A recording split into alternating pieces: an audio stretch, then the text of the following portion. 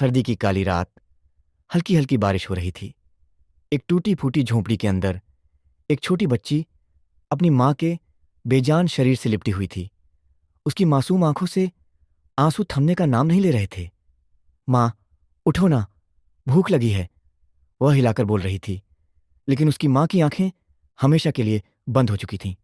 बाहर कुत्तों के भौंकने की आवाज़ें गूंज रही थीं, लेकिन अंदर इस बच्ची की दुनिया खामोश हो चुकी थी। अचानक झोंपड़ी के दरवाजे पर जोर की दस्तक हुई। बच्ची डरकर पीछे हट गई। दरवाज़ा टूटा और दो पुलिस वाले अंदर घुसे। उनके पीछे एक आदमी था जिसके कपड़ों पर खून के धब्बे थे। पुलिस ने उस आदमी की ओर इशारा किया और कहा, यही है हत्यारा। बच्ची की आंखें फटी की फटी रह गईं, क्योंकि वो आदमी कोई और नहीं बल्कि उसका अपना पिता था। नहीं, मेरे पापा ऐसा नहीं कर सकते, बच्ची चीख पड़ी। लेकिन पुलिस ने पिता को घसीटते हुए बाहर ले जाना शुरू कर दिया। पूरे गांव के लोग घर के बाहर खड़े थे। कुछ कानाफूसी कर रहे थे, कुछ हंस रहे थे। देखा, शराबी था, एक दिन ये होना ही था, किसी ने कहा। बच्ची के दिल में जलती हुई आग थी।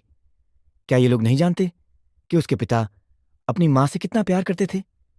ये कैसा न्याय था जहां दुनिया ने बिना सच जाने ही फैसला सुना दिया। अचानक एक बूढ़ी औरत भीड़ से निकली और कांपती आवाज में बोली, तुम सब गलत कह रहे हो। मैंने देखा था कि उस रात क्या हुआ था। सबकी नजरें उसकी ओर मुड़ गईं। उस आदमी ने अपनी पत्नी की हत्या नहीं की, असली हत्यारा कोई और था।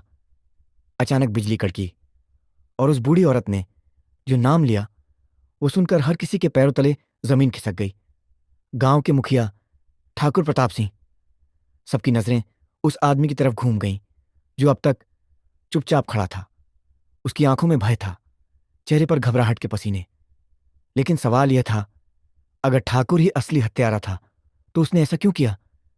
क्या यह किसी बदले की आग थी, या फिर इस परिवार के अतीत में छुपा था कोई ऐसा राज जिसने एक मां की जान ले ली और एक मासूम को अनाथ बना दिया?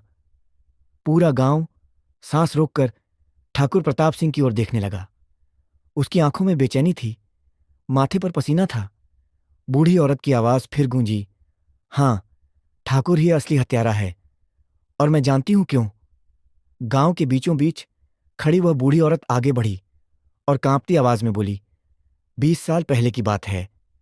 इस बच्चे की मां राधा ठाकुर की हवेली में नौकरानी थी, लेकिन ठाकुर की उस पर गंदी नजर थी। एक रात जब ठाकुर ने उसकी इज्जत लूटने की कोशिश की तो राधा ने विरोध किया।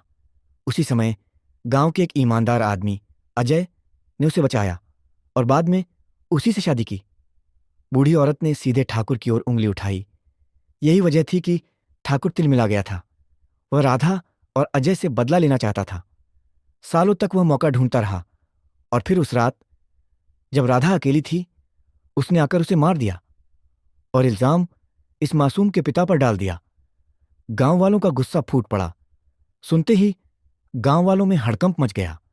किसी ने चीख कर कहा, ठाकुर, तूने ये किया, तूने हमारे भरोसे को तोड़ा। भीड़ में गुस्सा उबलने लगा। किसी ने पत्थर उठाया, किसी ने लाठी कसकर पकड़ी, लेकिन ठाकुर अब भी अपनी सफाई देने की कोशिश कर रहा था। झूठ है, ये सब झूठ है, उसने चीखते हुए कहा।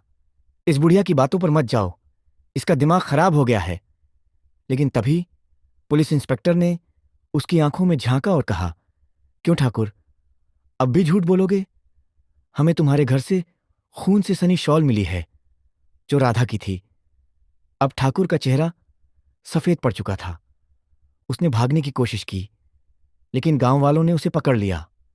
पुलिस ने उसे हथकड़ियां पहना दी। लेकिन एक और रहस्य बाकी था। जब ठाकुर को जीप में बैठाया जा रहा था, तब बूढ़ी औरत ने बच्ची के सिर पर हाथ रखा और कहा, बेटी, तुझे पता है मैं कौन हूं?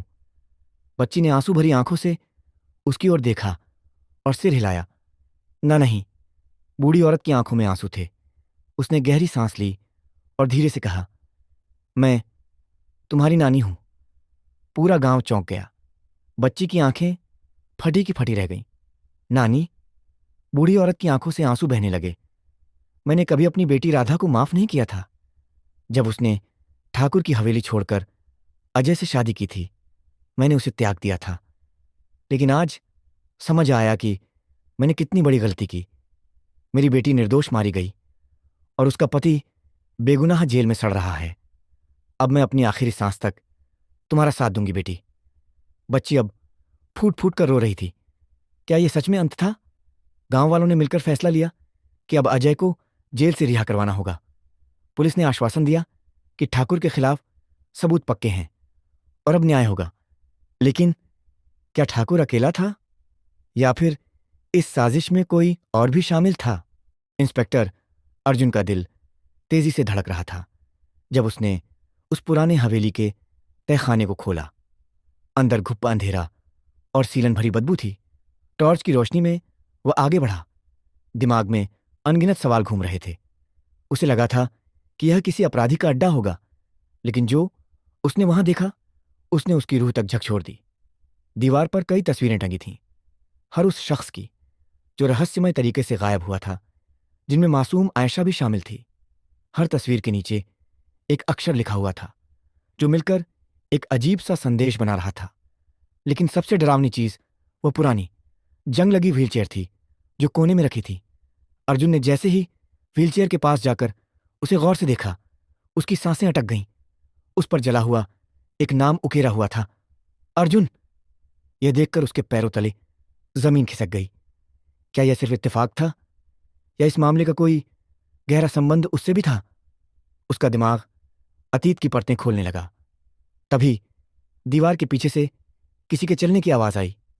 अर्जुन ने टॉर्च घुमाई और जो उसने देखा वह अविश्वसनीय था। वहां एक बूढ़ा आदमी खड़ा था जिसकी आंखों में पागलपन झलक रहा था। वह कांपती आवाज में बोला, तुम लौट आए अर्जुन। इतने सालों बाद भी तुम मुझे भूल नहीं पाए। अर्जुन सन्न रह गया। यह आदमी कौन था और वह क्यों ऐसा कह रहा था? क्या यह किसी बड़े राज का इशारा था जो उसकी जिंदगी से जुड़ा था?